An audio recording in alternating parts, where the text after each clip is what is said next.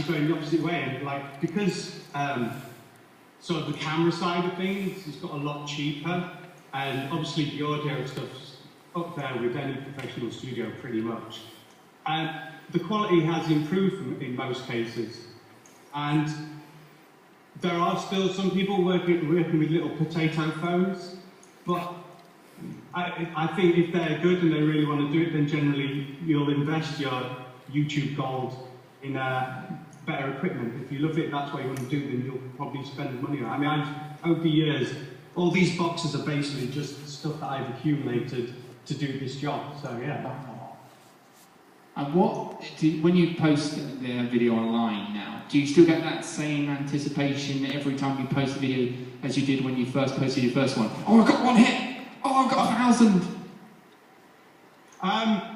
Yeah, it's because of the YouTube delay, you get to 301, it's like, oh, how's it doing, how's it doing, how's it doing? And then it's like the boom, and then you'll suddenly see an explosion of where the numbers actually are. That's kind of a tense moment, it's like, oh, is it good, is it bad?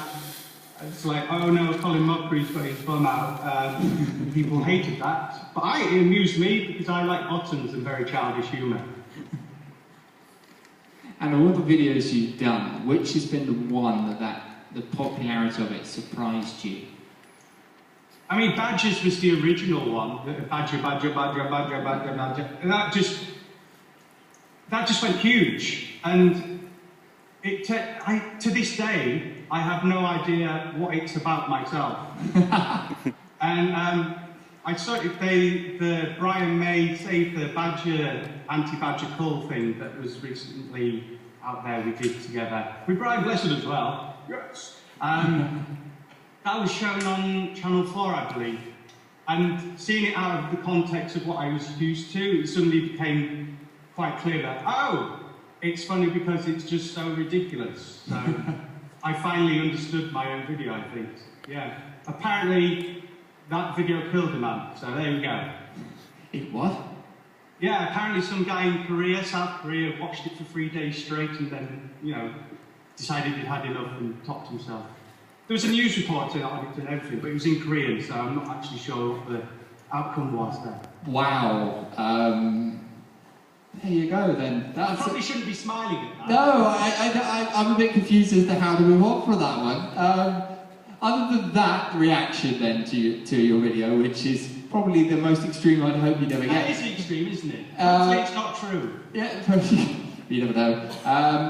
What other reactions have you had, good and bad, to videos? I mean... And how do you deal with them as well? I think you just grow a thicker skin over time. Obviously, the weird thing is when you see a negative comment on a video, even if you've got 1,000 really positive comments, that one negative one will really stick in your head and you'll be like, oh, I'm a failure. Oh, I'm so sad. And it's hard to get past that because we're all delicate little flowers, really, aren't we? So, yeah. But if it's not just, oh, you should kill yourself, oh, you suck, and it's actually criticism about why they didn't like it, then that's good. I can use that. Fair point. Fair point. So we're going to open up our little room to answer. So if you'd like to ask our guests questions, please feel free to stick your hand up and I'll come round to you. They've all gone, oh, there we go. Gentlemen, I'm not even going to tell you where they're sitting like I normally do, because you can't see them. Right. Oh, hello! What inspired you to come up with Weebl and Bob? Was there anything that sort of made you think about animating eggs and things like that? You trailed off at the end there, but the question was what inspired me to come up with Weebl and Bob? Yes, yeah. Yes. It was... Weebl and Bob started back when everyone was on 56k modems, I believe, or the crappy copper lines. And with Flash, if you did simple shapes with very few sort of angles and that, and you kept the sound just low enough that people could still make it out, then I figured out I could make a video that would actually play instantly, even over a really poor connection. So that's what I did. I made the simplest thing possible. I made the simplest characters possible, who talked in the simplest way possible. And there it was. And it worked. And sometimes it'd go out of sync, but, you know, for the most part, it worked okay. And that's why they look the way they do, and that's why I did it. It was kind of an exercise in, can I compress something enough to make it just work? So yes, there you go. It's a very technical answer and not very interesting, I'm sure, but there you go. And with the characters like Weebl and Bob, where it's kind of the simplest thing, but that becomes the most popular, do you find then sometimes you get frustrated when you do a piece that you've spent hundreds of hours on, and then you think this is brilliant, and then it just doesn't do what you think it would do, and then how do you kind of get over that fact? Yeah, it's a little bit painful, it niggles away the heart a little bit, but at the moment with the whole YouTube thing, with the watch time, like I've said, that's affecting animators across the board. And it's partly that, and he's at the same time going, oh, have I just lost it? Am I rubbish now? Maybe, who knows? I'm getting on. Maybe I should just move on and, you know, sell bikes for a living, even though I don't know anything about bikes. But yeah, it's hard sometimes. But every now and again, you'll get a little burst of joy and you go, oh, brilliant, I'm back on it. Yay. And you do actually do videos, animated videos for the electropop band, Savlonic. Sorry. How did you get involved in that? It's kind of a passion project in many ways, I think. I'm a huge fan of like the old synth pop groups like Human League and Depeche Mode and all that kind of Sheffield sound. But the lyrics for the songs are actually ridiculous. So I kind of, well, let's parody those, because I like the music and I kind of like the silliness of the lyrics as well, but can we push it a little bit more but still make good music, really, rather than annoying music, which most of my cartoons are meant to be. It's basically a massive troll most of the time, but this is me going, here's an actual tune, here we go. And if you look at the first videos of those, which I animated compared to the later ones, which my good friend Peebo animated, there's a massive leap in quality because he's vastly better than me. But it's something that I really want to make a go of. I like the whole kind of gorillas thing with the animated band. There's another one as well called, what are they called? I can't remember off the top of my head, but they did a brilliant one. So there's quite a few sort of animated bands starting on YouTube now, and I think it's a great thing. And if people wanted to say to join, work with you, or they wanted to start their own kind of YouTube animated phenomenon, what advice would you give them to do, but also not to do? I think if you're starting out, you are gonna make a lot of rubbish, because I did. But don't be scared about that. You've just got to carry on and you will get better. And if it's something you're passionate about and you don't mind not sleeping, then hopefully you'll get there. But also taking as much sort of media as you can, so don't just focus on, oh, I like Naruto or I like this one thing, and just copy that endlessly. You've got to make your own sort of voice, your own style. So, always try and make something that's distinctly you. And also, don't be afraid to fail. Don't be afraid to fail, because you will fail, and it doesn't matter ultimately. Okay, so who else has a question? I believe we have a clip as well, am I right? Do we? Apparently we don't. It's great. Maybe I can reenact one for you. Yeah, we can have a live reenaction. I have my fancy microphone, you can listen to my dulcet tones. Let's do a reenactment then. We're going to have a reenactment. Oh. Please introduce your reenactment. He's now thinking of what he can do. We've lost the sound. Do you have any, we've lost sound? Oh, we got you back now. Hey! Has anyone got any choice, any preference? I will sing one. Okay, audience choice then. Which would you like to be reenacted? Which of the Weebl videos would you like to be reenacted? Can you sing? Sorry? Can you sing us a song? Can you sing a song? Yes, but which song? Which song? Owls. Narwhals. What? Owls and narwhals. Narwhals. Arrows and narwhals? Owls. Narwhals. Owls and narwhals. Oh, Owls is going to be tricky because it's got a lot of operatic stuff in. I could have a go at Narwhals, but it often destroys my voice. Okay. Okay, we'll have a go. Maybe, I don't know if I can wire up my keyboard to actually do a live set. Here, but we'll do a cappella. Oh, it's an a cappella. La la la! Here we go.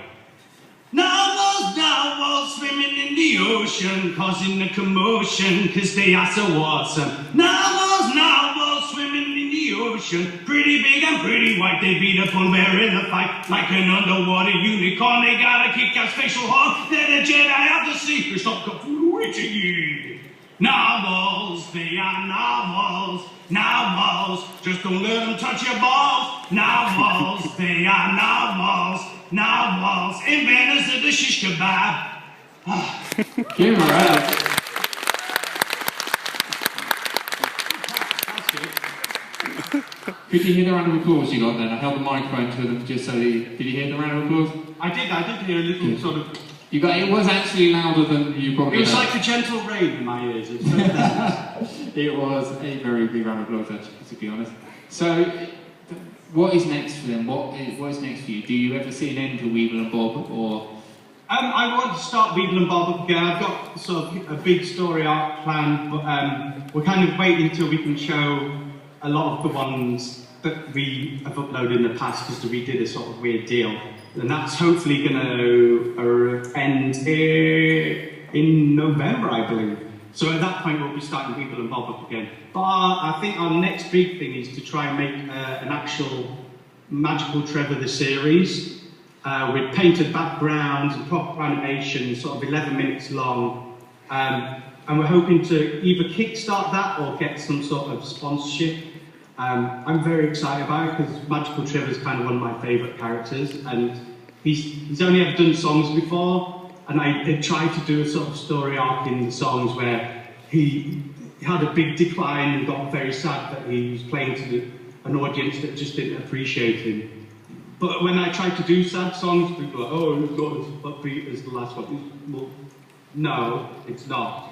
But with the actual scripted thing, hopefully I can sort of get the story across the way we want. I've got a brilliant writer helping me out, and we're going to hopefully get proper voices in. I'm thinking maybe we can get a magician to play his dad. So maybe Paul Daniels, maybe not Paul Daniels. Let's see what Operation Utree does there. So yeah, who knows how that's going to go, but I'm super excited about it. And other than Paul Daniels and Brian Blessed and Brian May, is there any other celebrities you would love to put in any of your videos? And if you did, which characters do you think you'd love to put them as? I think Shatner would be good, don't you? Oh. He's got a great voice. Well, he would be perfect for On the Moon if we ever managed to make more of those. He's got an amazing way of delivering lines. Yeah.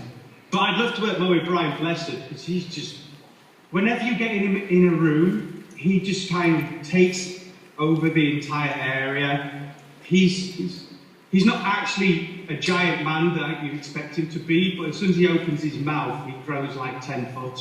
He's crazy. I think everyone in the room is envious that you've managed to work with him. I think we've all got blessed envy, because we'd love to work with Brian Blessed.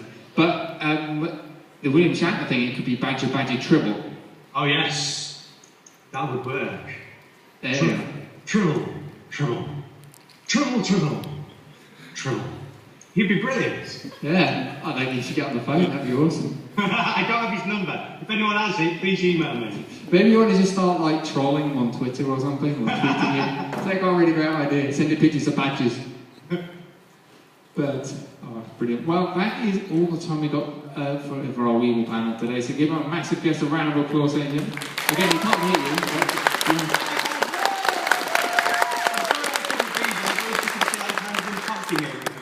And I've got 2 small kids, so coming up is... Sorry. That's all right. I'll have an iron brew later to sort of celebrate.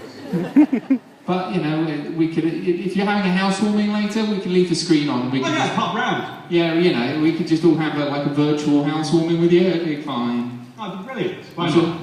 Sure, you all like alcohol, and the crew do anyway, so we're fine. But thank you very much for joining us. I'm sure we hope to see you at the VidFest at MCM in London, and hopefully in Scotland in the future. But thank you for joining us today. Thank you.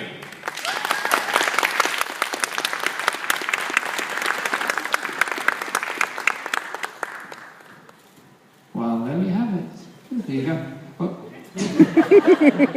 Actually, that was probably the best exit to a panel I think I've ever seen. Just dropping your head down. That's brilliant. Right, there we are. Next up we have Ian McNeice and James Cosmo panel. So we have these stars, well, one's been in Braveheart and Game of Thrones most recently, and the other one's been in Doc Martin and Doctor Who. So Ian McNeice and James Cosmo will be joining us very shortly.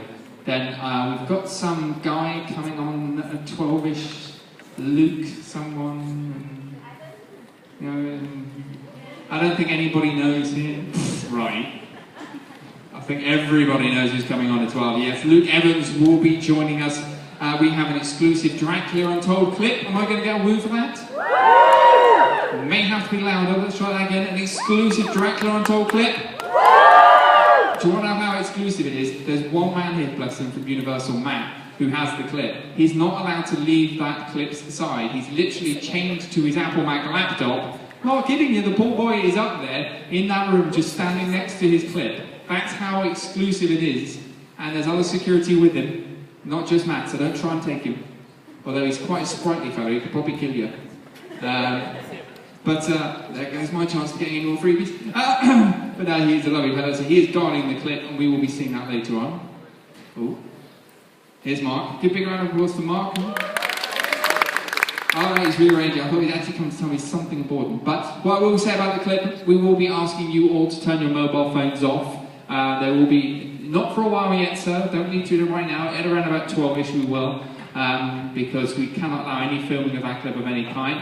And if you did join the last panel, at the beginning I told you that and it's 100% true, there will be security walking around this panel with night vision goggles on. They are not cosplayers, they are genuine security, so if they catch you filming it, they're going to ask you to stop, and they'll probably take your phone off you and ask you to go outside.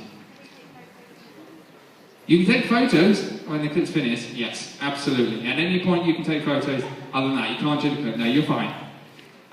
So no filming of any kind during that at all. I would have so please don't film the clip, that's all I'm going to say, please, because we work so hard to get you this exclusive stuff, to bring you a comic on, and it makes it even harder when there are unkind people, put it this way, that spread YouTube clips everywhere, spoiling it for everyone else. But yes, that is going to be really cool. I did get a chance to see the clip when they were testing it earlier, and the words epic and oh god, that's cool.